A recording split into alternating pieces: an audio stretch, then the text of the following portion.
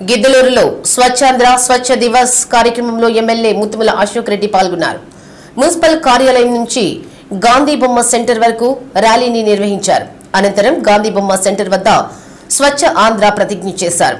స్వయంగా ఎమ్మెల్యే చీపురు పట్టి రహదారిని శుభ్రం చేశారు.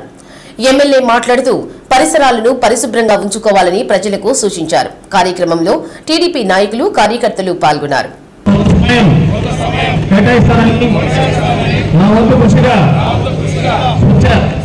కార్యక్రమం కొరకు సమాధానం చేసి ఆంధ్రప్రదేశ్ సాధించే సంకల్పానికి కట్టుబడి ఉంటానని ఈరోజు స్వచ్ఛతకు సేవయే స్వచ్ఛాంధ్ర పరిశుభ్రత ఉండాలి ఊరంతా ఆపదిన పోవాలి మనం